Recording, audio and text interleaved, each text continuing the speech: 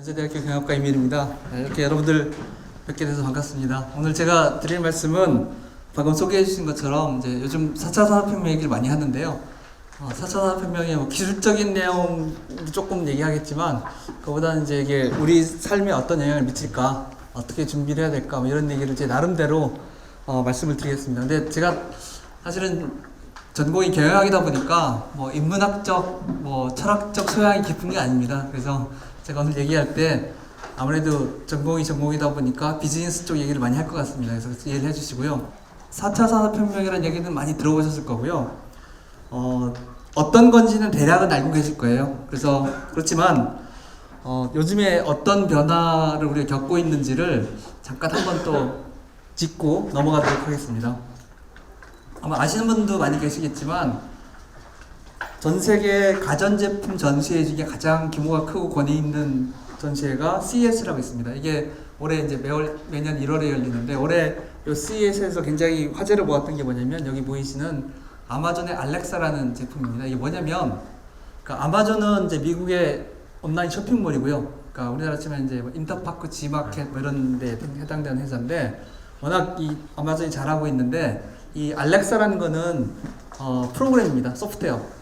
그래서 음성인식 인공지능 소프트웨어 그러니까 프로그램이기 때문에 그러니까 하나 자체적으로 돌아가는 게 아니고요. 우리가 아무 제품이나 갖다가 붙일 수가 있습니다. 예를 들어서 TV에다가 이 프로그램을 갖다 얹으면 삼성전자 TV에 이걸 얹으면 그 삼성전자 TV가 바로 그 순간 음성인식 인공지능 TV가 됩니다. 그래서 우리가 말을 알아듣고요. 뭐 TV 켜라 꺼라 채널 돌려라 이거 다 알아듣고 실행을 하는 거죠. 냉장고에도 붙일 수 있고요. 자동차에도 붙일 수 있습니다. 그래서 실제로 여기 보이시는 요 밑에 요 그림이 뭐냐면 이 같이 CES에 같이 LG전자가 출품한 이 알렉사를 탑재한 냉장고입니다. 이거는 알렉사를 탑재했기 때문에 당연히 음성인식 인공지능 냉장고겠죠. 그래서 이런 인공지능이 굉장히 많이 가전제품, 가전산업에도 지금 들어오고 있고요. 또 가전제품 전시인데도 불구하고 이런 자동차 회사들이 여러분이 많이 들어보신 자율주행 자동차, 그러니까 스스로 운전하는 자동차 시제품들을 많이 여기에 출품을 했습니다. 그리고 또 이런 가전형 로봇, 그러니까 우리가 보통 로봇이라 그러면 그 두 발로 걷는 TV에서 나오는 굉장히 비싼 로봇을 생각하는데요. 그런 게 아니고 이제 바퀴로 굴러다니고 움직이는 부분은 바퀴밖에 없고요.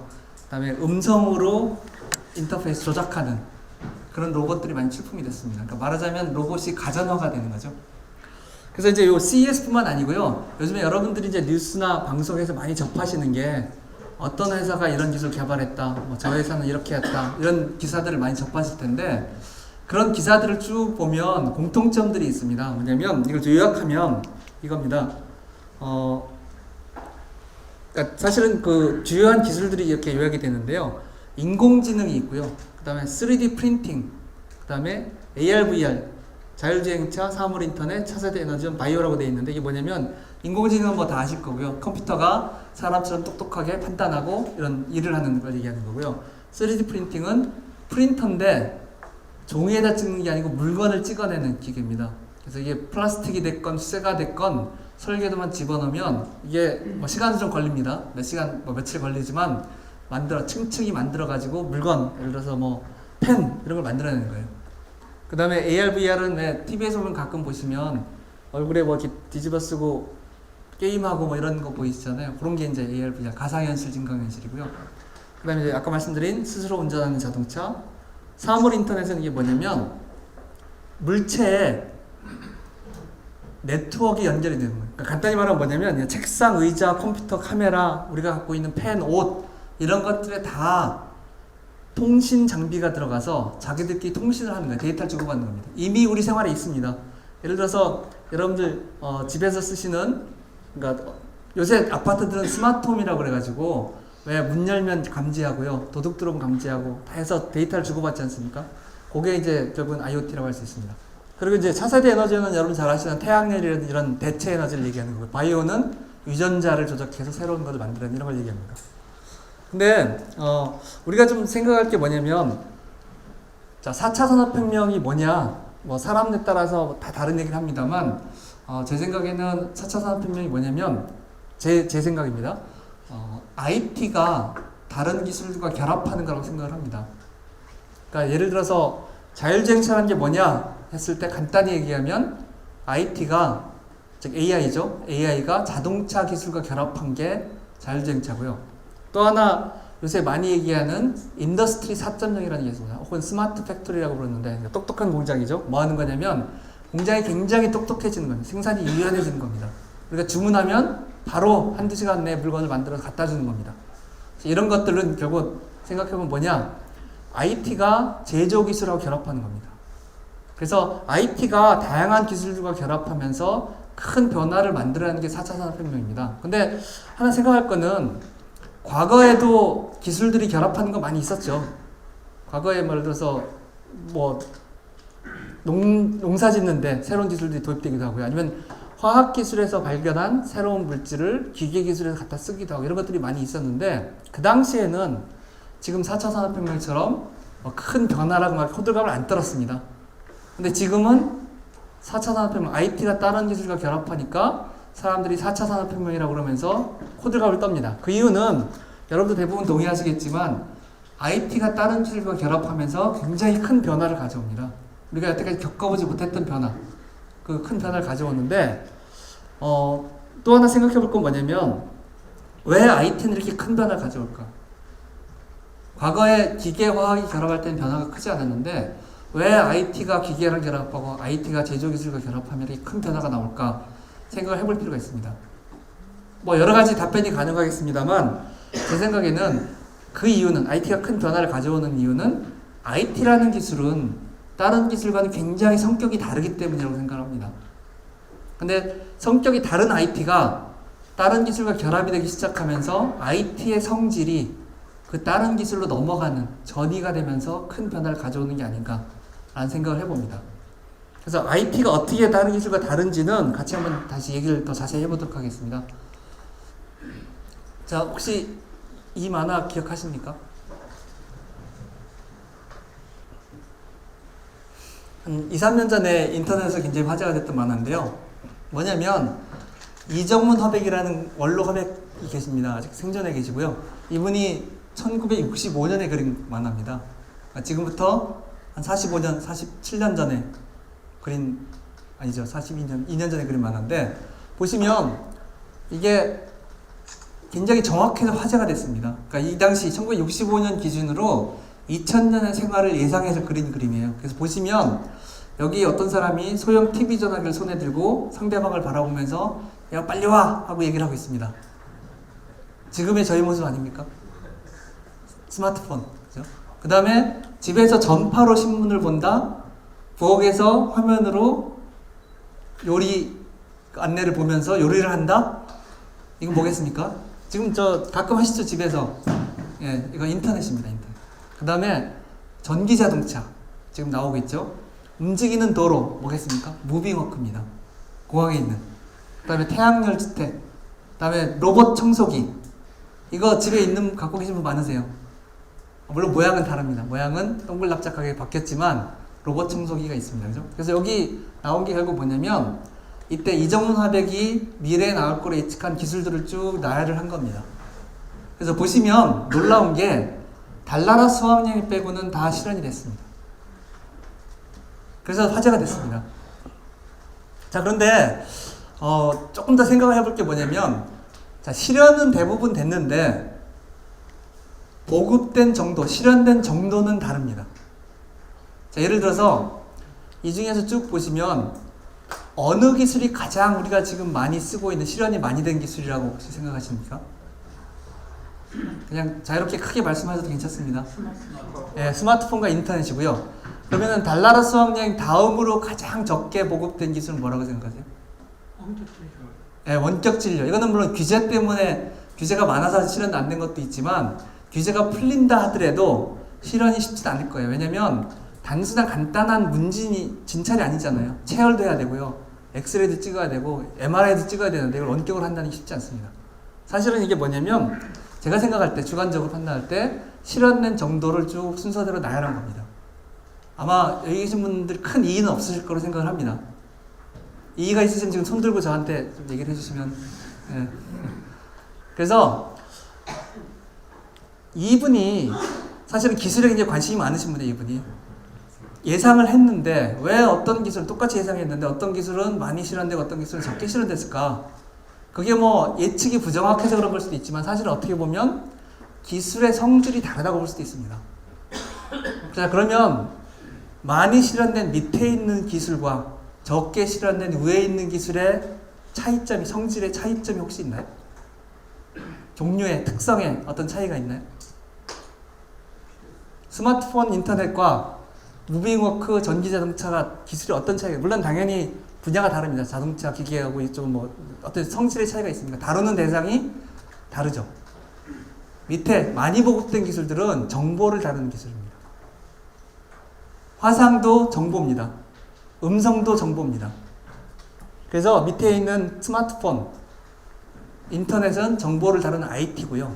위쪽에 있는 원격 진료니 무빙워크 이런 것들은 어떤 물리적인 일을 하는, 물건을 옮기거나 물리적인 변형을 하는 물리적인 기술입니다.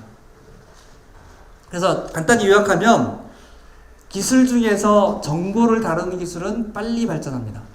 근데 물리적인 일을 하거나 이동을 하는 기술은 천천히 발전합니다. 그래서 요거는 뭐 복잡한 뭐 이렇게 설명이 많아 볼 필요도 없어요. 여러분들 체험으로 다 하세요. 왜냐면 이걸 한번 보겠습니다. 이게 뭐냐면 1956년에 IBM이라는 지금도 세계 최고의 컴퓨터 회사입니다만 컴퓨터 회사가 그 당시 개발한 최첨단 저장 장치입니다. 하드디스크. 굉장히 크죠. 비행기로 나릅니다. 비싸니까 수백만 달러입니다. 용량은 저장 용량은 얼마냐면 5MB.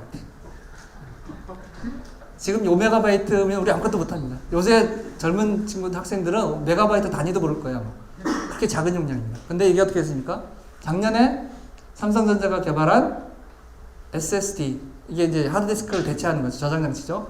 512GB. 크기는 엄지손톱만 하고요. 1g. 가격은 한 여산 20만 원 할 겁니다. 그러니까 정보 저장 용량, IT는 가격 안 따지고 용량만 비교해도 수십만 배 늘어났습니다. 가격당 용량으로 치면 수십억 배 늘어났습니다. 이렇게 빨리 이렇게 발전한 거 우리 압니다. 여러분 아시잖아요. 여러분 쓰시는 컴퓨터 한 5년 전에 쓰시는 컴퓨터 메모리하고요. 저장장치 용량하고 지금 메모리 용량 비교해보세요. 엄청나게 커졌습니다. 그 다음에 컴퓨터 처리 속도는 계속 커집니다. 빨라집니다.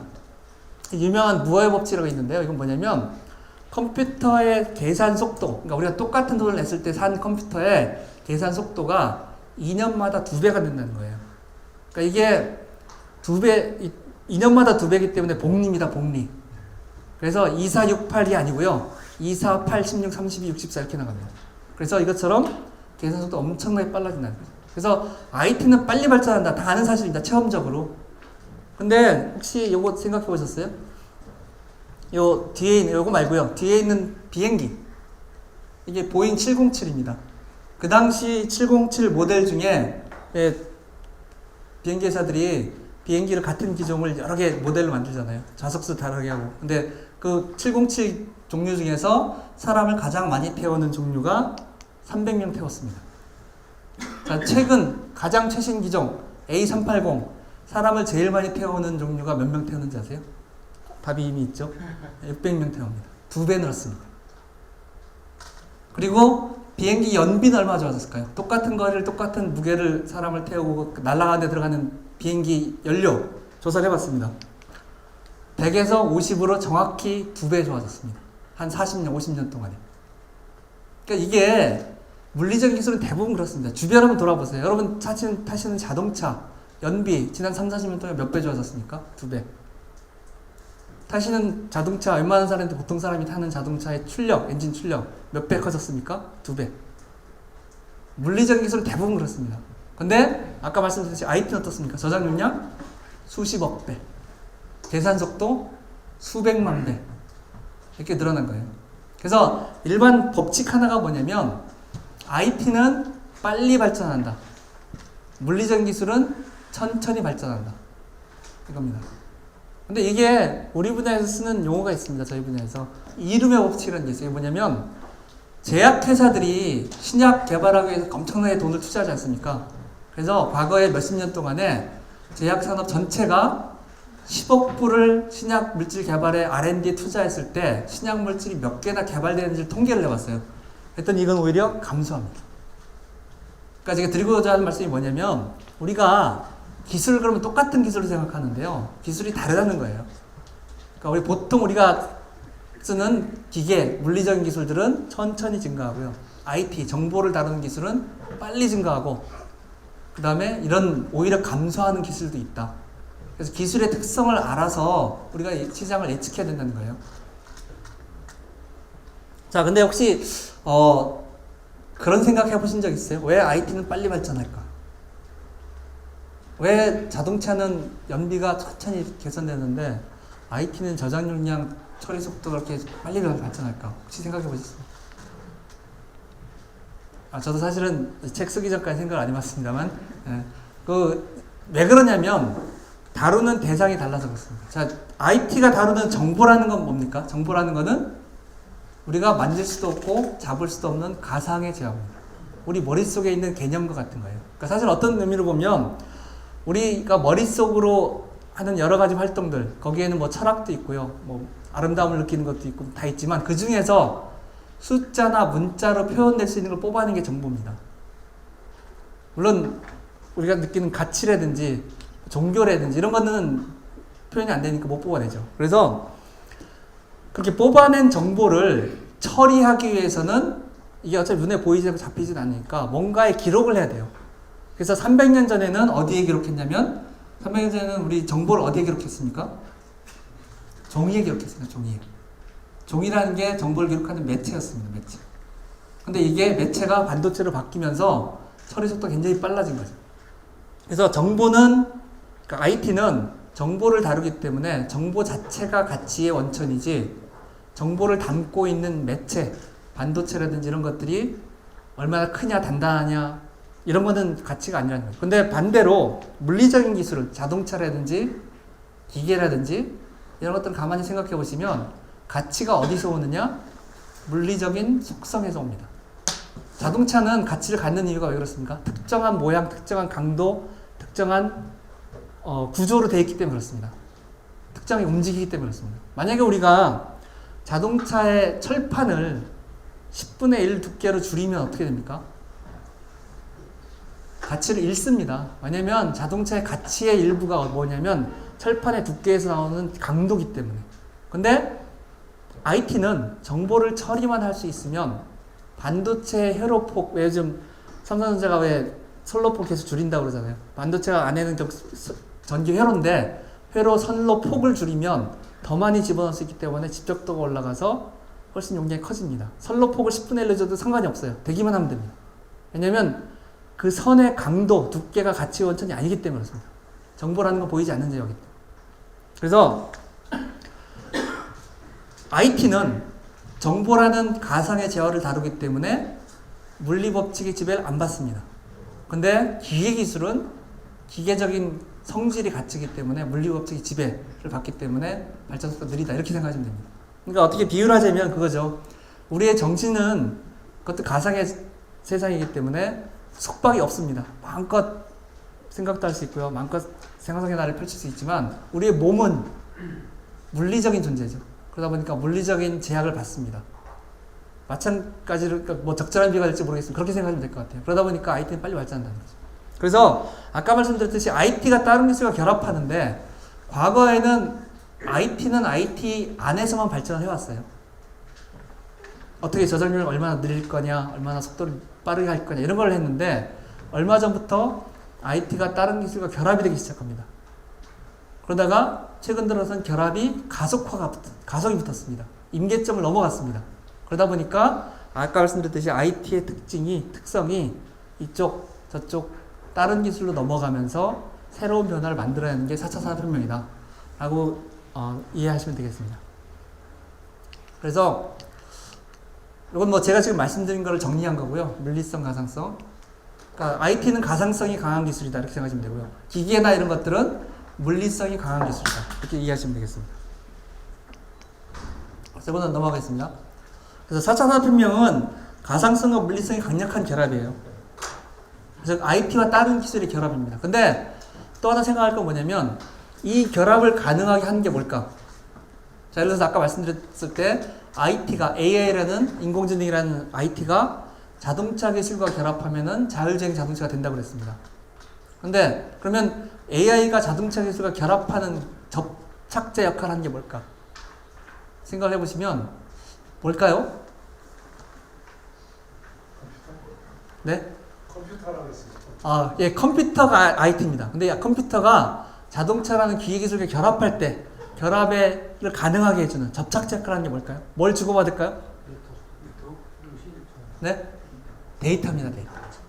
왜냐면 자, IT가 할 수 있는 거는 정보 처리밖에 없습니다. IT가 자동차의 출력을 엔진을 도와서 출력을 세게 할 수 없습니다. 자동차의 강도를 강하게 할 수 없습니다. 결국 IT가 해주는 건 뭐냐? 데이터 처리밖에 없어요. 즉 IT가 다른 자동차 기술을 결합하려면 자동차로부터 데이터를 받아서 데이터를 처리해서 자동차 기술이 기존에 못하던 걸 해줘야 된다는 거예요.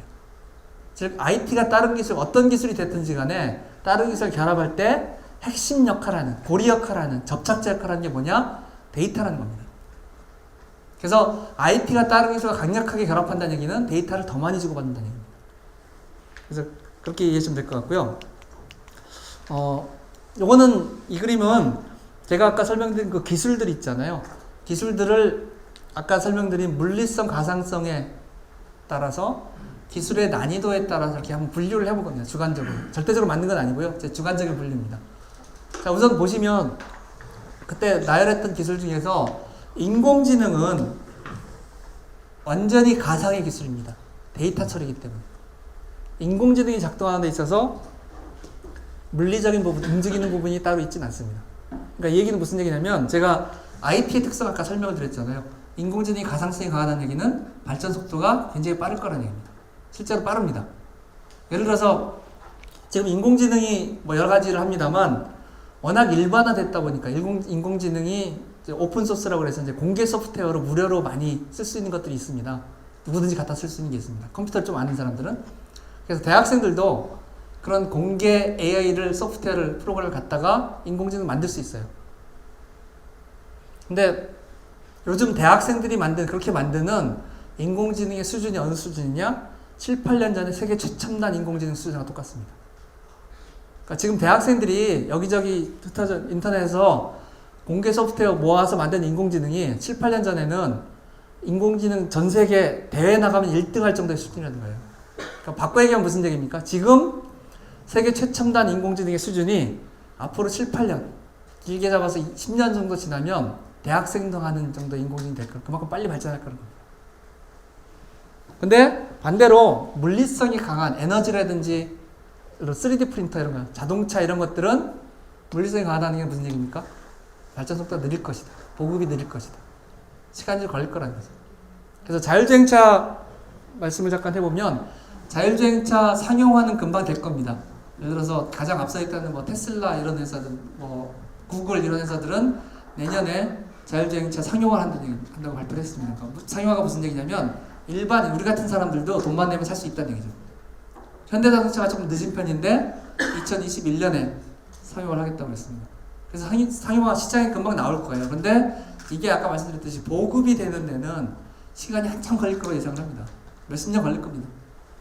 왜냐면 자동차라는 게 자체가 물리적인 제품이기도 하지만 도로라는 게 또 물리적인 환경이기 때문에 그게 여건이 갖춰지기까지는 시간이 꽤 걸리지 않을까라는 예상을 해봅니다. 그래서 이렇게 기술을 하나 생각을 하실 때 이게 물리성이 강한지 가상성이 강한지를 생각해 보시면 이게 앞으로 어떻게 발전해 나갈지를 조금은 이제 예상을 좀 해보실 수 있습니다. 그래서 아까 보여주셨던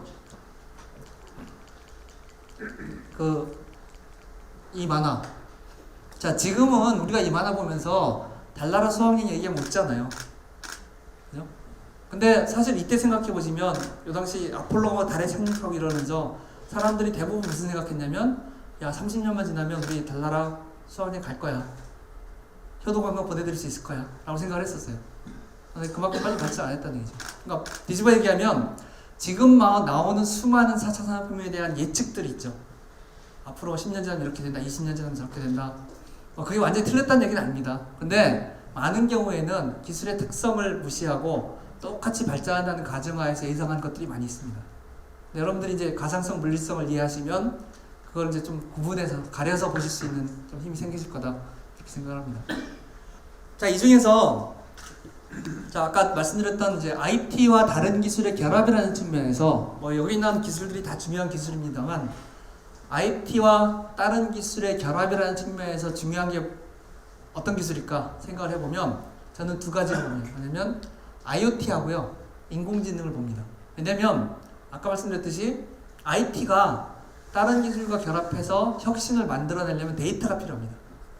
그래서 데이터를 만들어내는 기술인 IoT, 아까 말씀드렸지 IoT는 사물들의 센서가 더 늘어나고 그다음에 네트워크 장비, 통신 장비가 더 붙으면서 더 많은 데이터를 만들어내는 걸 얘기하는 거거든요. 그래서 IoT하고 만들어진 데이터를 처리하는 인공지능, 활용하는 인공지능이 중요한 두 가지 기술이 될 거라고 예상을 합니다.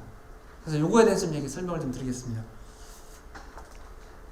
인공지능을 먼저 말씀드리겠습니다. 인공지능이 기술적으로는 굉장히 복잡하기도 하지만 굉장히 다양한 기술들이 있습니다. 그래서 하나 기억하실 건 뭐냐면 인공지능에 굉장히 많은 알고리즘들이 있다, 방법들이 있다. 근데 최근에 가장 많이 쓰이는 인공지능 기술은 딥러닝이다. 딥러닝이 알파고 아시죠? 알파고가 쓰는 알고리즘이 딥러닝이다 이렇게 생각하시면 됩니다. 근데 사실은 딥러닝도 다양한 인공지능 기술 중에 하나다. 근데 요즘 워낙 많이 쓰이고 정확하다 보니까 요새는 대부분 딥러닝을 쓴다라고 이해하시면 될 것 같고요. 사실은 인공지능이란 기술은 시작된 지는 되게 오래됐습니다. 60년대 시작됐습니다. 근데 그동안에 별로 각광을 못 받았어요. 왜 그러냐면 별로 정확하지가 않았거든요. 그러니까 학자들이 아무리 열심히 노력하고 연구를 해도 나오는 결과들이 그러니까 인공지능을 이렇게 해서 일을 시켜보면 전혀 멀터덩텅하는 결과를 내는 경우가 많았어요. 그래서 한때는 인공지능 분야는 컴퓨터 공학 쪽에서 사양 분야였어요. 사양 분야. 그래서 예를 들어서 한 15년, 20년 전만 해도 사람들이 뭐 연구하십니까? 그럴 때 인공지능 합니다. 그럼 굉장히 측은한 눈으로 쳐다봤어요. 아직도 저런 사양 분야를 하는 사람이다 이런 시각에서. 근데 최근에 왜 이렇게 각광을 받느냐? 정확해졌기 때문에 그렇습니다. 인공지능이 굉장히 정확해졌어요. 왜 정확해졌느냐? 두 가지 이유입니다. 하나는 알고리즘이 좋아졌을 뿐만 아니라 최근에 많이 쓰이는 아까 말씀드린 딥러닝을 포함해서 인공지능 요즘 쓰이는 대부분의 알고리즘은 기계가 스스로, 컴퓨터죠. 컴퓨터가 스스로 학습을 하는 기계학습 방법을 씁니다. 자, 그러면 컴퓨터가 학습을 한다. 학습 교재가 있어야 되겠죠. 학습 교재가 뭐겠습니까? 데이터입니다. 과거에는 데이터가 많지 않았어요. 근데 최근에 인터넷이 등장하면서 스마트폰이 등장하면서 데이터가 엄청나게 만들어지고 있거든요. 여러분들 여기 계신 분들도 1인당 각자 여기 한 분 한 분이 하루에 엄청난 양의 데이터를 만들어내고 있어요. 모르는 사이에 스마트폰을 통해서. 그래서 그런 데이터가 많아지다 보니까 학습 교재가 늘어난 거예요. 컴퓨터가 더 잘 배울 수 있습니다. 그래서 정확도가 최근 들어서 확 늘어났습니다. 그래서 많이 쓰게 된 거죠.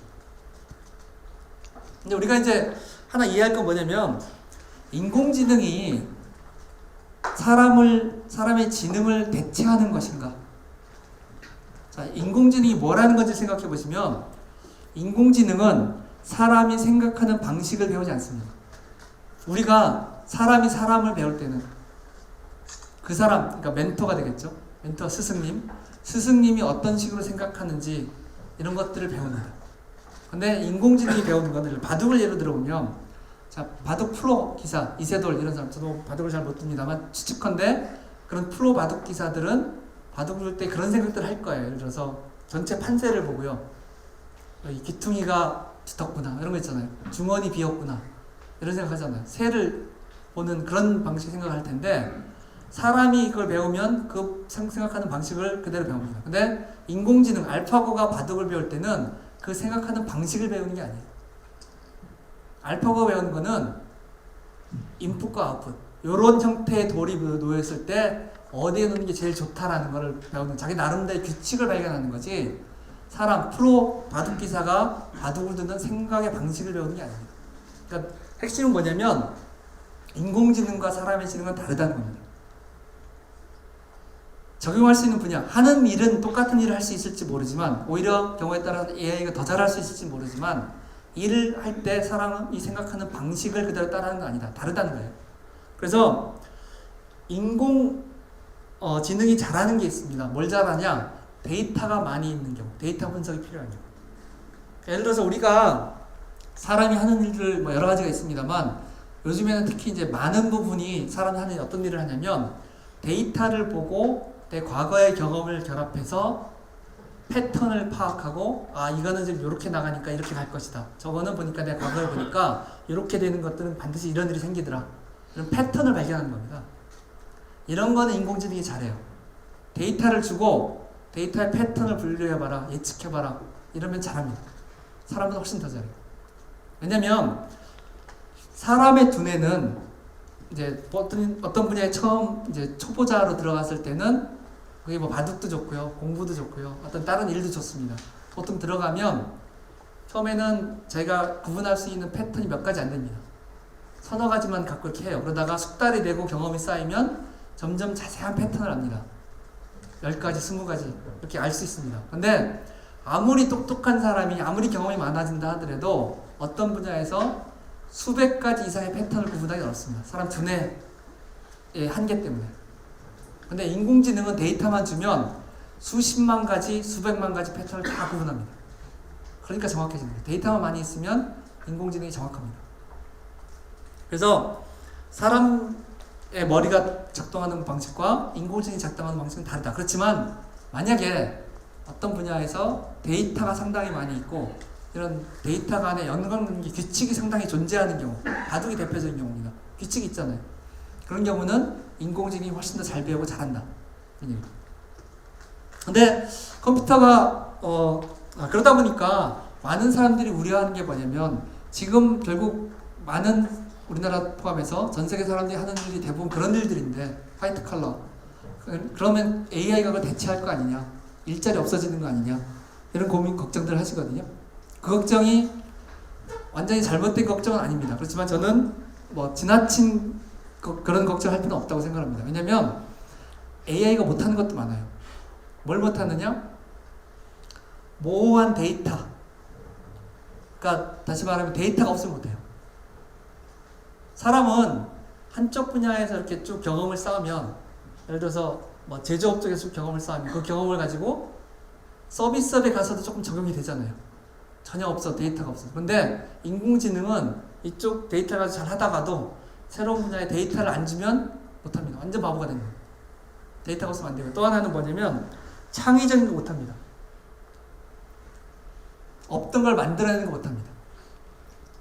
물론 요즘에는 인공지능이 왜 그 기사 보셨죠? 소설도 쓰고 음악 작곡도 하고 뭐 그림도 그린다 했었죠. 근데 그런 창작, 예술 이걸 자세히 들여다보면 인공지능이 하는 건 결국 뭐냐면, 기존의 작가들의 작품을 쭉 분석을 해서 패턴을 파악하고요, 아니면 구성 요소를 파악하고 이걸 자기가 재조립해서 흉내내는 겁니다. 전혀 새로운 걸 만들어내지 못해요. 예를 들어서 그림에서 왜 여러분들 아시는 인상파, 추상파 이런 전혀 없던 화풍들이 생겨났듯이 사람들은 그런 걸 할 수 있는데 인공지능은 못한다는 거죠. 더 중요한 건 뭐냐면, 컴퓨터이기 때문에 사람에 대한 이해가 전혀 없습니다. 사람이 언제 즐겁고 언제 기쁘고 어떤 거에서 가치를 느끼고 이런 걸 이해를 못하는 거예요. 그러니까 예를 들어서 AI가 발전을 하면 이런 게 될 겁니다. 상담 이런 게 될 거예요. 상담을 가서 막 얘기를 하면 사람이 얘기하는 걸 알아듣고 사람의 심리 상태 분석하고 지금 어떤 상태고 정신적 문제가 뭐고 이렇게 한 건 분석은 할 거예요. 근데 우리가 상담받으러 가는 이유가 그런 분석하러 가는 겁니까? 그것도 물론 조금은 있지만 많은 경우에 뭡니까? 상대방한테 얘기하고 공감을 받고 위로를 받으면 그게 훨씬 이제 치료가 되는 거거든요. 근데 만약에 여러분들이 상담을 갔는데 AI예요. 상담사가 열심히 얘기를 했습니다. 그랬더니 다 듣고 나서 AI가 참 힘드시겠네요. 그러면 여러분 어떤 생각이 드시겠어요? 네가 힘든 게 뭔지는 아냐, 그죠? 사람에 대한 이해가 없어요. 그런 거 못하고요. 또 뭘 못하느냐? 그렇다 보니까 리더십, 사람을 이끄는 거는 AI가 못합니다. 여러분들이 만약에 어떤 회사 들어가셨는데 사장님이 AI예요. 그래서 갑자기 사장님이 이렇게 하라 저렇게 하라 명령을 내립니다. 따르시겠습니까? 안 따를 겁니다. 그래서 그런 건 여전히 사람이어야 되고요. 그리고 또 뭐냐면 그 기업을 예로 들면 이런 거예요. 그러니까 많은 사람들이 어떤 또 걱정을 하시냐면 AI 혹은 4차 산업혁명 기술이 막 발전해 나가면 우리를 지배하고 그죠? 전혀 다른 나쁜 방향으로 이렇게 생각하시는데 생각해 보시면 기술을 발전시키는 것은 사람입니다. 기술이 어느 방향으로 갈지를 결정하는 것은 사람이에요. 그러니까 기술이 지 맘대로 알아서 하는 게 아닙니다. 기술의 발전 방향은 사람이 정하기 때문에 우리가 필요로 하는 거, 우리가 가치를 느끼는 쪽으로 기술도 발전합니다. 그러니까 너무 걱정하실 필요는 없습니다. 그렇지만 그렇다고 해서 손 놓고 있으면 다 자동으로 되는지 아니라는 거예요. 우리가 방향을 잡아주기 위한 노력들을 해야 된다는 겁니다. 어떤 노력을 해야 되느냐? 예를 들어서 지금 많이 얘기하는 게 뭐냐면 아까 말씀드린 AI가 계속 발전을 하면은 분명히 사람 일자리 줄어듭니다. 사람 일자리가 줄어들면 어떻게 됩니까? 소득이 줄어들잖아요. 경제학에서 기본적으로 말하는 게 뭐냐면 소득이 줄어들면 사람 돈을 안 쓰면 결국은 물건을 파는 기업들도 수요가 줄기 때문에 불경기가 온다, 공황이 온다는 거예요. 이런 일이 분명히 예상되고 있는데 그럼 그냥 있으면 알아서 갈 거야 라고 생각해서 손 놓고 있으면 안 된다는 거죠. 뭔가 미리 우리가 사회적인 합의를 통해서 대책을 마련해야 된다. 그런 건 해야 되겠지만 그런 아까 말씀드린 극단적인 쓸데없는 걱정, AI가 막 발전해서 막 사람을 지배하고 우리는 노예가 되고 막 그런 걱정 하실 필요가 없다는 거예요. 오히려 현실적인 일자리라든지 경제라든지 이런 건 좀 걱정하시라는 거죠. 사물 인터넷 설명을 조금 드리겠습니다. 아까 말씀드렸듯이 사물 인터넷이라는 거는 결국 사물들이 어떤 사물이든 시계, 책상, 카메라, 마룻바닥, 문 이런 모든 사물에 IT가 들어가면서 서로 데이터를 주고받는 걸 얘기합니다. 근데 이제 많은 경우에 IoT, 사물 인터넷 얘기하면 어떤 생각들을 하시냐면 어떤 인상을 갖고 계시냐면 물론 이제 언론에서 조금 잘못 인도한 측면이 있습니다만 스마트홈 얘기하시면 어떤 생각을 하냐면 집 밖에서 막 스마트폰으로 집안에 불이 켜졌나 확인하고 가스 잠궜나 확인하고 카메라 도둑 들었나 이런 거 생각하시거든요. 그게 물론 중요한 기능 중에 하나입니다. IoT에. 근데 사실은 더 중요한 기능이 있습니다. IoT가. 그걸 얘기 좀 해볼게요. 여기 사진에 나온 게 뭐냐면 아까 처음에 설명드렸던 아마존의 알렉사라는 인공지능 소프트웨어가 있다고 했잖아요. 그래서 그거를 탑재한 스피커입니다. 에코라는 게 있습니다. 그래서 말로 명령하는 거죠. 아까 얘기했지만 알렉사 이거 해줘, 알렉사 물건 주문해줘, 알렉사 TV 켜줘 이러면 하는 거예요. 비슷한 게 우리나라에 KT의 기가진이가 나왔고요. SKT의 누구라는 게 나왔습니다. 혹시 둘 중에 하나 쓰시는 분 계세요? 아직 안 계신가요? 네. 아직 많이 보급이 안 돼가지고요.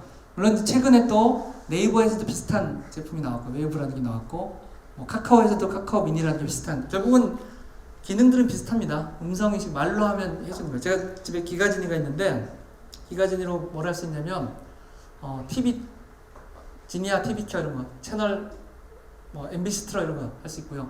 그다음에 날씨 확인할 수 있고 그다음에 알람 맞출 수 있고요. 치킨 배달할 수 있고요. 또 중요한 게 이제 음악 예를 들어서 가수를 지정해도 되고요. 아니면은 그냥 조용한 음악 틀어줘 그러면 틀어줘요. 그래서 그런 기능들이 있습니다. 그래서 어떤 분들은 통신회사에서 왜 이런 걸 내놨을까 좀 의아해하시는 분들도 계셨어요. 이게 일종의 IoT거든요. 사물들이 이제 데이터를 주고받는 건데 그래서 어떤 분들은 추측하기를 요즘에 이제 1인 가구들이 늘어나니까 반려견 이런 것처럼 반려 AI 서비스, 비서 서비스 아닐까? 이런 생각하시는 분들 계세요. 그래서 이런 겁니다. 예를 들면 실제 일본에서 비슷한 기능 지금 얘기한 반려 서비스 시제품이 나왔거든요. 한번 보세요. 이건 굉장히 일본스러운 서비스인데요. 朝ですよ。起きてください。ねえ、起きてってば。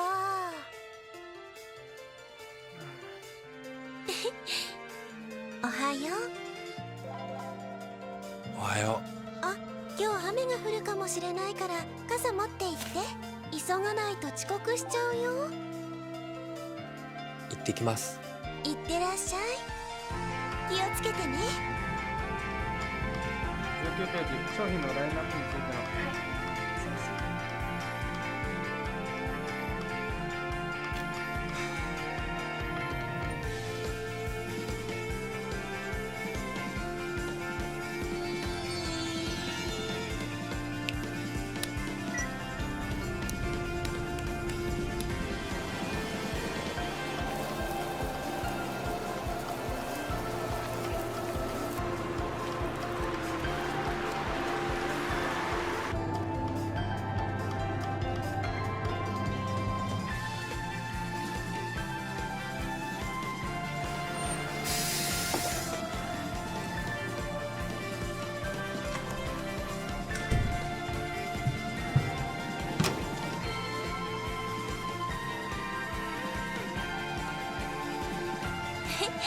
おかえりなさい。なんかさ、家で誰かが待ってるっていいもんだな。さっき思ったんだ、帰ってくるとき。おやすみ。おやすみなさい。 이런 거 하나에 집에 있으면 좋겠죠. 이런 목적일까요? 기가진이 누구 이렇게 쓸 수 있을까요? 실제로 기가진이 누구 이런 거 사람들 쓰는 데이터 분석해 보면 한 60%는 이제 기능적인 TV 켜라 꺼라 이런 거고요. 한 40%는 그런 감성적인 거예요. 그래서 뭐 있잖아요. 심심해 이런 거 있잖아요. 심심해 잘자 사랑해 뭐 이런 얘기를 합니다. 근데 아직은 기술이 이렇게 반려 서비스 할 정도로 안 돼 있어요. 이걸 써보시면 금방 아세요. 뭐냐면 한두 번 그런 얘기 이제 심심해 뭐 하면 한 번 정도는 미리 준비된 규칙에 따라서 반응을 합니다. 근데 아직은 사람과 대화하듯이 이렇게 자연스럽게 감성적인 대화를 할 수 있는 수준이 안 돼요. 한번 느낍니다. 기계구나. 느낍니다. 결국 뭐를 위한 거냐? 데이터 수집을 위한 거예요. 왜 데이터 수집을 하느냐? 자, 여러분들 이 통신회사들이 지난 몇십 년 동안에 통신망에 엄청나게 투자한 건 다 아실 거예요. 몇십 조씩 투자했습니다. 그죠? 근데 통신회사들이 이익은 별로 안 납니다. 통신 3사 이익률이 제가 알기로 6, 7% 정도 됩니다. 근데 이 통신사의 통신망을 쓰는 네이버, 여러분 네이버 많이 쓰시죠? 쓰시죠? 네. 네이버는 이익률이 얼마인지 아세요? 이 통신망을 공짜로 쓰면서, 물론 완전 공짜는 아니지만 공짜로 거의 공짜로 쓰면서 이익률이 얼마인지 아세요? 한 20% 됩니다. 그래서 왜 이렇게 돈을 많이 벌까? 자, 네이버의 주 수입원은 다 아시죠? 뭔지? 광고입니다, 광고. 우리가 맨날 검색하면 나오는 광고. 거기서 이제 돈 버는 거예요. 근데 이제 광고주들이 똑같은 온라인을 하더라도 네이버를 굉장히 선호합니다. 왜냐면 다른 사이트에 1000번 광고하고 네이버에 1000번 똑같이 광고해보면 네이버가 훨씬 더 많은 사람들이 광고를 보고 클릭하고 물건을 산다는 거예요. 즉 성공률이 높다는 거죠. 그러면은 네이버가 왜 성공률이 높을까요? 혹시 여러분들 네이버가 다른 데하고 비교해 보신 적 있으세요? 어떻게 하면 성공률이 높을까요? 네, 데이터를 바탕으로 맞춤형으로 타겟팅하면 됩니다. 각 사람이 뭘 원하는지, 뭐에 관심이 있는지, 이 사람이 지금 보니까 카메라를 사려고 하는 것 같다. 그러면 뭘 하면 됩니까? 카메라 광고 보여주면 돼요. 그래서 네이버는 데이터가 많이 있어요. 여러분들 네이버에서 검색 다 하신 거 다 있고요. 쇼핑 보신 거 다 있고, 뉴스 보신 거 다 있고요. 다 있습니다. 이걸 바탕으로 각 사람이, 여러분 한 분 한 분이 뭐에 관심이 있을지를 상당히 정확히 알 수 있어요. 이걸 바탕으로 저희가 네이버에 광고를 요청한 수만 개 광고주들 광고 중에 제일 맞는 걸 갖다가 보여줍니다. 다 맞춤형으로. 그러니까 성공률이 높은 거죠. 근데 통신사는 갖고 있는 데이터는 뭐냐? 위치 데이터. 어느 기지국에 지금 연결이 돼 있나 이 사람이. 그 다음에 며칠 날 몇 시에 누구하고 통화했다, 문자 주고받았다. 내용은 당연히 못 봅니다. 개인정보 보호 때문에. 그 정도 데이터밖에 없어요. 그거 갖고 무슨 타겟팅을 하겠습니까? 근데 만약에 이게 잘 된다고 생각을 해보세요. 잘 돼가지고 사람들이 검색도 이걸 하고, 물론 이미 검색이 됩니다. 그 다음에 또 나중에 쇼핑도 되고, 예를 들어서 다음에 놀러 갈 때 숙박 예약도 되고요, 비행기표 예약도 되고요, 열차표 예약 다 된다고 생각해보세요. 병원 예약도 되고. 그럼 사람들이 가지고 계속 쓰면은 어떻게 되겠습니까? 데이터가 더 많이 쌓이는 거예요. 여기. 옛날에는 네이버 검색할 때 네이버랑 직접 했는데 이제는 말로 검색하게 되면 이걸 통해서 네이버로 가는 거예요. 그럼 네이버 가는 데이터가 다 쌓이는 거죠. 그럼 이걸 바탕으로 많은 돈 벌 수 있습니다. 네이버 망할 수도 있습니다. 온라인 광고, 온라인 시장이 완전히 뒤집어질 수도 있습니다. 그래서 네이버나 카카오나 이런 데서 서둘러서 경쟁 제품들 내놓는 거예요. 물론 이제 그렇게 바뀌는 경우는 잘 되면 그렇다는 잘 되면 이게 지금처럼 몇십만 명 쓰면 안 되고요. 한 1000만 명 이상 쓰고 뭐 이러면 된다는 얘기입니다. 그래서 제가 드리고 싶은 말씀은 뭐냐면 자 여기서 광고판 온라인이 뒤집어질 수 있는 결국 뒤집어지게 하는 게 뭐냐? 원동력이 뭐겠습니까? 데이터입니다. 데이터. 누가 데이터를 갖느냐예요. 네이버가 지금은 데이터가 제일 많기 때문에 엄청난 돈을 벌고 있는데 누군가 들어와서 새로운 기술로 데이터를 낚아채면 더 많이 확보하면 그 사람이 이기는 겁니다. 그래서 지금은 데이터 확보 전쟁입니다. 사물인터넷은 아까 말씀드린 것처럼 원격 조정, 원격 확인 이것도 물론 중요한 기능이지만 나중에 비즈니스에 큰 역할을 하는 원동력이 될 거는 데이터라는 거예요. 누가 데이터를 확보할 것이냐 이게 될 거고요. 뭐 여러 가지 좀 생각을 해볼 수 있습니다. 예를 들어서 상상해 볼 수 있는 게 뭐냐면 IoT가 사물이 연결이 되면 기업뿐만 아니고요 공공 부분에서 많이 쓸 수 있어요. 예를 들어서 이런 거죠. 지금도 이미 일부 기술이 나와 있습니다만 어디에서 갑자기 시끄러운 소리가 난다. 혹은 밤에 그러니까 사람이 왜 비명 지르면 비명 지르는 소리에 특정한 주파수가 있잖아요. 주파수에 해당되는 소리가 난다. 그러면 소리 나는 곳으로 CCTV가 자동적으로 옮겨가서 주민 이렇게 하는 거 보완되고요. 또 뭐가 가능하냐면 앞으로 자율주행차가 많이 보급이 되면 차들끼리 통신을 할 겁니다. 근데 어떤 게 가능하냐면 저 앞에 갔던 차가 장애물을 발견했어요. 그럼 장애물을 자동적으로 인지하고 속도 줄여서 피해간 다음에 그 정보를 뒷차들한테 주는 거예요. 그럼 뒷차들이 알아서 미리 사고, 그러니까 오늘도 보니까 추돌사고 났더라고요. 그죠? 추돌사고 나면 대부분 원인이 뭡니까? 물론 안전거리 유지를 안 해서 그런데요. 앞에 상황을 모르기 때문에 그런 거예요. 근데 만약에 차들끼리 데이터를 주고받기 시작하잖아요. 그러면은 그런 사고 거의 안 납니다. 아니면은 이럴 수도 있습니다. 예를 들어서 경찰이 도난 차량을 발견했다. 예를 들어서 혹은 뭔가 사건이 난 걸 발견했다. 그러면 자동으로 근처에 가장 가까운 데는 자율주행차한테 연락해서 그 자율주행차의 카메라의 통제권을 가져오는 거예요. 경찰이 본부에서. 그래서 그 자율주행차 카메라를 통해서 영상을 보고 파악하는 이런 것들도 가능할까요? 그러니까 하여튼 일반적인 비즈니스뿐만 아니라 우리 공공생활, 일상생활에도 굉장히 많은 변화가 있을 거로 예상되는 게 IoT다.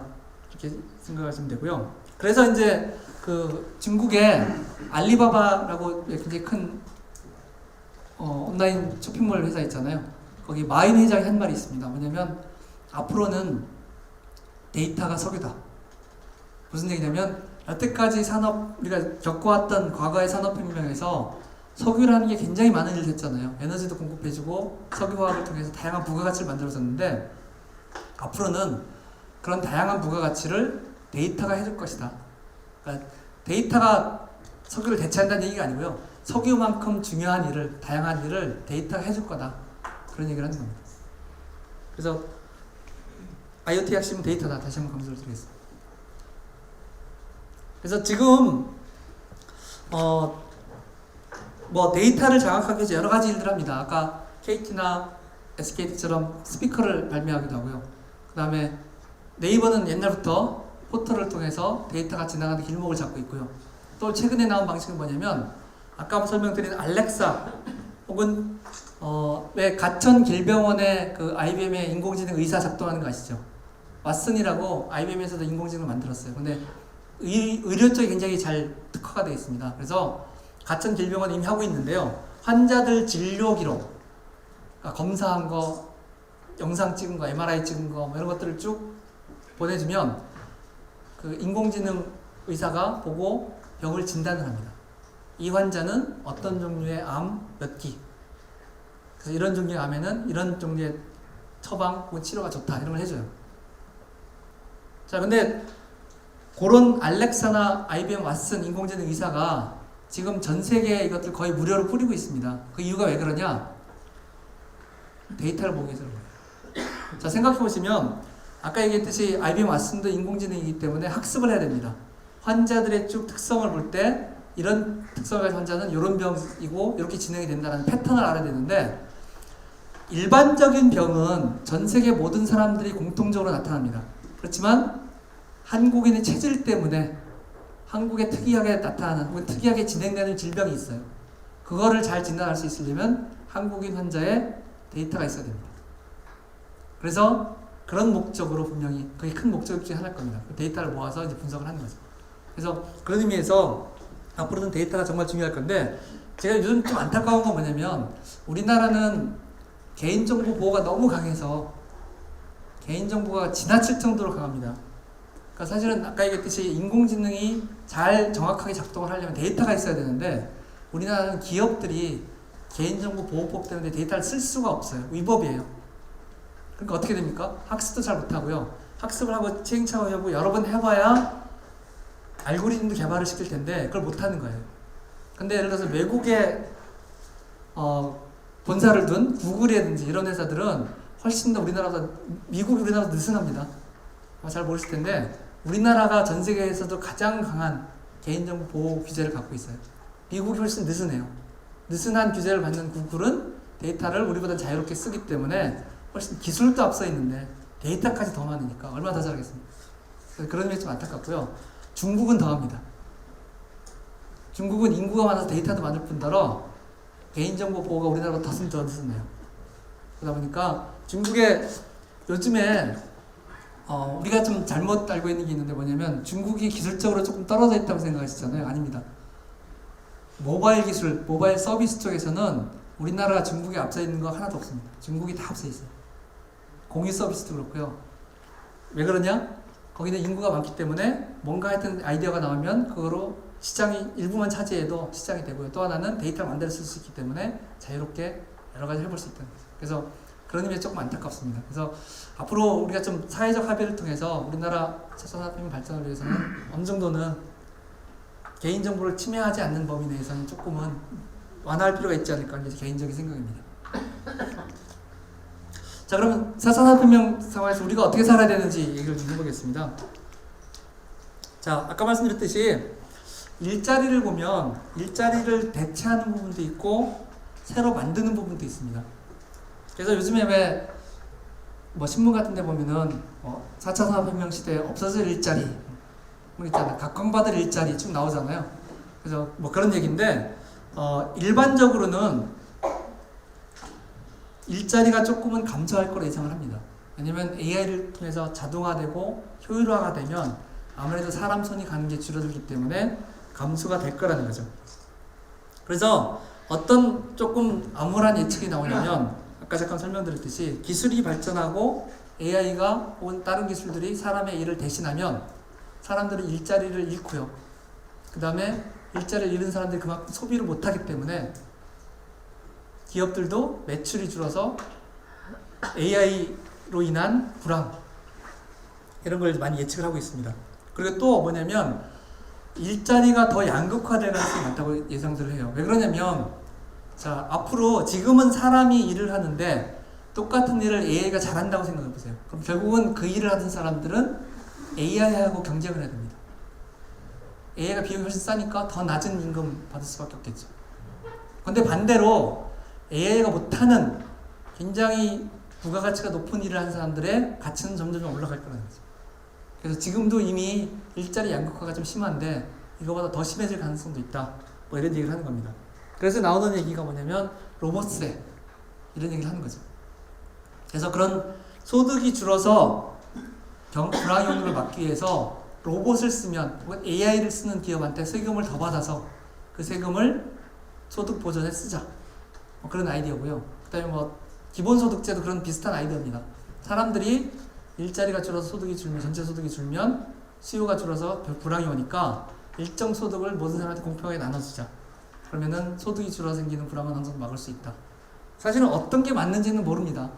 그것도 이제 주장이기 때문에. 근데 이제 드리고 싶은 말씀은 뭐냐면, 그런 얘기들이 나오고 그런 모색들을 자꾸 하는 게 결국은 AI 4차 산업혁명으로 인한 부정적인 효과들이 있을 거로 예상하기 때문에 그런 대안들이 나온다 라고 이해하시면 될 것 같습니다. 그리고 또 하나 재밌는 게 뭐냐면 그러면 로봇이나 AI가 대체 못할 일자리가 뭐가 있을까? 아까 AI가 잘 못하는 거 말씀을 드렸습니다만 똑같은 단순 작업이라 하더라도 AI나 로봇이 대체를 못하는 게 있어요. 대표적인 게 뭐가 있냐면 공장의 생산직, 예를 들어서 조립하는 생산직이 있습니다. 그게 있고요. 그것도 단순 작업이죠. 또 하나는 우리나라는 조금 뭐 많이 있진 않습니다만 외국 같은 경우에 정원사라는 게 있죠. 집에 마당들이 다 있으니까 마당에 나무 깎아주고 잔디 깎아주고 이렇게 조경해주는, 이것도 어떻게 보면 단순 직업입니다. 그죠? 근데 많은 사람들이 예상하기를 단순 조립 직업은 로봇이 대체할 거라고 예상하는데 정원사는 대체 못할 거라고 예상합니다. 그 차이가 혹시 뭔지 아시겠습니까? 똑같은 단순 작업이잖아요. 네? 예술성. 정원사가 하는 일이 꼭 뭐 예술성을 필요로 하는 건 아닙니다. 오히려 그보다는 주인이 원하는 대로 딱딱딱 맞춰서 하는 게 더 맞을 수도 있죠. 네, 맞습니다. 표준화가 안 돼 있어요. 조립 작업은 딱 정해진 공간에 딱 정해진 위치에서 딱 정해진 일을 하면 됩니다. 근데 정원사는 생각해보세요. 모든 집이 마당이 다 다르고요. 나무가 다 다르고요. 위치가 다르고요. 같은 집이라 하더라도 겨울에 다르고 낙엽 떨어져 있고 이렇게 다르기 때문에 그거를 대체를 해야 되는데, 물론 AI가 발전하면 그 수많은 경우의 수 패턴을 다 익혀서 할 겁니다. 근데 그건 시간이 걸릴 거라는 거죠. 그러다 보니까 그거는 그러니까 사람은 잘하는 게 아까 얘기한 창의적인 거 이것도 있지만 뭐가 있냐면 소위 말하는 이제 갑자기 그러니까 대처를 잘해요. 적응을 잘한다. 임기응변을 잘한다. 그래서 그런 거는 아직은 AI 로봇이 못 따라온다. 그래서 그런 의미에서 그걸 생각해 보시면 앞으로 AI가 어떻게 될까? 어떤 직업을 유망할까 좀 생각이 되실 겁니다. 그리고 이제 또 하나 유망한 게 뭐냐? 얘기 나온 김에 일자리 얘기를 좀 더 해보면 그런 얘기 하시는 분들이 계세요. 앞으로 AI가 뭐 의사 대신하고 판사 대신하니까 애들 법대 보내지 마라. 예, 의대 보내지 마라. 대체된다. 얘기하셨는데 저는 그거는 당분간 틀렸다고 생각합니다. 왜 그러냐면 자, 의사나 법관이 하는 일이 법조문 달달달 해석해서 그대로 기계적으로 판결하거나 아니면 여러 가지 뭐 의료 정보 아니 논문 읽어서 병 정확하게 진단하는 게 다는 아니거든요. 자, 여러분 여러분 아파서 병원을 갔는데 의사가 AI예요. 그다음에 진단을 정확히 해줍니다. 기아의 병은 선생님의 병은 무슨 난 몇 기고 앞으로 이런 증상이 있을 거고 앞으로 이런 투약을 할 거고 이런 치료를 할 겁니다. 자, 그런 경우하고요. 사람 의사가 여러분들 불러서 선생님 이거 쉬운 병 아닙니다. 그렇지만 제가 손을 꼭 잡으면서 최선을 다할 테니까 같이 한번 얘기해 봅시다. 이렇게 하라면 아시겠지만 환자의 마음가짐에 따라서 예후가 다르거든요. 뭐 법관도 마찬가지예요. 법관이 역할이 법정은 정확하게 해석해서 정확하게 적용하는 게 역할입니까? 그것도 물론 중요한 역할이지만 사회를 좋은 방향으로 이끌어가는 게 목적이에요. 역할입니다. 얼마 전에 측면에 나왔지만 예를 들어 이런 거죠. 사실은 인성이 나쁜 애는 아닌데 집안 형편이 어려워서 삐뚤어 나갔던 애, 이런 애가 죄를 저질렀을 때 판사가 그랬답니다. 실제로는 원래는 실형을 해야 되는데 대신에 너 일어나서 이 자리에서 저기 법정에서 이 자리에서 나는 소중하다를 3번 외쳐라 이렇게 했대요. 그래서 걔가 펑펑 울면서 3번 외치고 정말로 뉘우쳤답니다. 자, 이런 거 그죠? 이런 것들을 잘 못한다는 거죠. 그렇다고 해서 AI를 안 쓸 거냐? 아닙니다. 분명히 쓸 거예요. 판사 입장에서 어떻게 씁니까? 법조문이 정확히 내가 해석을 했는지 이걸 확인하는 의미에서 AI를 쓸 거고요. 의사는 어떻게 해요? 내가 판단하는 게 맞는지를 점검하는 차원에서 AI 쓸 겁니다. 근데 AI 판사, 의사 이거를 참조는 하겠지만 최종 결정은 사람이 하는 형태가 최소한 당분간 계속될 거예요. 거기다가 만약에 AI도 아는 판사, AI도 아는 의사가 나와봐요. 이 사람들의 가치는 훨씬 더 커집니다. 그래서 그런 의미에서 너무 극단적으로 생각하실 필요는 없다는 얘기예요. 지금 AI가 발전하니까 의대 보내지 말아야지, 법대 이런 생각하실 필요 없고요. 아까도 얘기했지만 기술이라는 게 가치를 갖는 이유는 사람한테 좋은 일을 하기 때문에, 사람한테 가치를 주기 때문에 가치를 갖는 겁니다. 기술 자체가 뛰어나서 가치를 갖는 게 아니에요. 우리한테 뭘 해주느냐가 중요한 거죠. 그래서 그런 말씀 좀 드리고요. 네. 자, 그래서 우리가 4차 산업혁명에 대비하기 위해서 제 생각에는 너무 지나친 환상이나 두려움을 갖지 말자. 환상이라는 게 뭐냐? 앞으로 AI가 발전하면 모든 게 자동화되고 쉬워질 거야. 10년만 지나봐 차 운전할 필요 없고 뭐 그런 환상. 그것도 그렇게 맞는 건 아니고요. 지나친 두려움. 아, 내 일자리를 뺏기지 않을까. 그죠? 이런 두려움. 혹은 AI가 사람을 지배하지 않을까. 그런 두려움. 그런 두려움을 갖지 갈 필요가 없다는 거예요. 기술은 사람을 위한 겁니다. 기술이 가치를 갖고 발전하는 방향은 사람이 필요로 하는 방향으로 발전한다. 그리고 4차 산업혁명 그렇다고 해서 아까도 말씀드렸듯이 뭐 어차피 기술이 사람이 원하는 방향으로 가니까 우리는 손 놓고 있어도 돼 라는 태도도 좋지 않다는 거예요. 기술이 어떤 방향으로 갈지, 어떤 방향으로 가야 맞을지에 대한 고민, 그 다음에 그거를 위한 여러 가지 사회적인 합의 활동, 이런 것들은 필요하다는 거죠. 그래서 기술이 자동적으로, 기술이 아무리 스스로 발전하지 않는다 하더라도 나쁜 사람이 그 기술을 쓰면 나쁜 목적으로 쓰입니다. 나쁜 기술이 되는 거예요. 그러니까 나쁜 사람이 그 기술을 쓰는 걸 어떻게 막을 것인가, 어떻게 좋은 방향으로 발전할 것인가에 대한 고민이 있어야 되는 거죠. 또 하나는 4차 산업혁명이 발전하면 뭐가 있냐면 국가 간 격차가 상당히 커질 겁니다. 그러니까 지금 이미 우리는 4차 산업혁명 얘기를 하고 있는데 나라에 따라서는 2차 산업혁명도 완성이 안 된다는 사람이 되게 많아요. 자, 그래서 그 말은 무슨 얘기냐면 앞으로 커가는 우리 젊은 세대한테는 어쩌면 국외, 해외에 더 많은 기회가 있을 거다.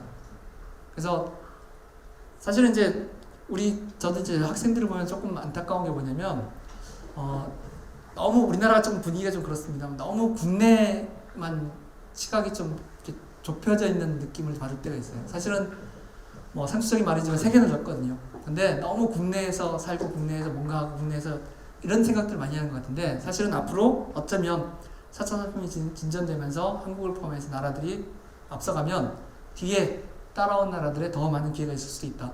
그런 점 말씀을 드리고 싶고요. 그리고 또 하나 이제 언론에서 많이 얘기하는 게 뭐냐면 한국이 지금 4차 산업혁명이 너무 뒤져있다. 걱정이다. 이러더라도 큰일 난다. 나라가 망할 것처럼 이렇게 얘기하셨는데요. 그게 완전히 틀렸다고 생각 안 합니다. 뒤져면이 측면이 분명히 있어요. 특히 AI, 소프트웨어 쪽은 우리나라가 너무 약해요. 그렇지만 실망할 필요는 없습니다. 왜냐하면 아까 제가 뭐라고 말씀드렸냐면 4차 산업혁명은 IT와 다른 기술의 결합이라고 그랬잖아요. 다른 기술에 해당되는 주요 기술이 뭐냐? 자동차, 가전제품, 전자제품 이런 것들이에요. 반도체 또 특히 그렇고요. 우리나라가 강한 분야들입니다. 그러니까 우리나라가 그쪽 IT와 결합되는 기술은 강하니까 이걸 바탕으로 소프트웨어 IT 쪽을 보강하면 우리나라 충분히 기회가 있다고 생각합니다. 왜냐면 모든 기술이 그렇듯이 꼭 기술 분야에서 최첨단 세계 1등인 나라, 1등인 회사만 살아남진 않거든요. 그래서 우리가 잘해왔던 패스트 팔로워 전략으로 승부하는 회사도 많이 있기 때문에, 나라도 많이 있기 때문에 앞으로 그런 쪽으로 좀 노력을 하면 충분히 가능성이 있지 않나, 네, 그런 생각을 합니다. 예, 제가 준비한 강의는 이 정도고요. 혹시 질문이 있으면 질문 받도록 하겠습니다. IT 기술이 발전하면은 뭐 법조인이라든가 의사라든가 그쪽 분야에 뭐 교수님은 뭐 걱정할 게 아니라 그렇지만 그 일자리가 줄어드는 건 분명하잖아요.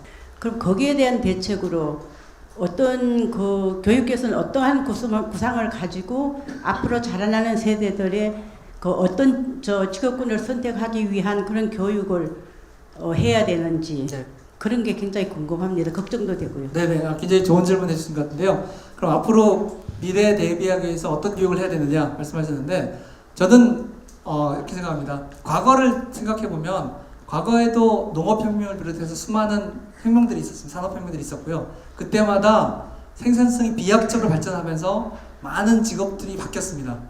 근데 공통적인 방향은 뭐냐면 자, 우리가 농업혁명, 1차 산업혁명에서 해결한 게 뭐냐면 기본적인 먹고 사는 문제였어요. 그때는 정말 굶어 죽는 사람들이 있었잖아요. 근데 먹고 사는 문제 해결되다 보니까 그 다음엔 사람들이 어떻게 되느냐, 뭘의 가치를 느꼈느냐, 결국은 예술 이런 쪽 사람들이 좀 더 세밀한 약간은 좀 형이상학적인 분야에서 가치를 느끼기 시작했거든요. 그러니까 과거에 먹고 살기 힘들었던 시절에 예술가나 혹은 다른 여러 가지 뭐 생각 혹은 뭐라고 그래야 되나요? 그 정신적인 즐거움 이런 걸 주는 사람들이 만들었던 평가받았던 가치와 지금 예술이나 그런 쪽 사람들이 평가하는 가치 생각해 보시면 예술의 가치가 훨씬 커졌습니다.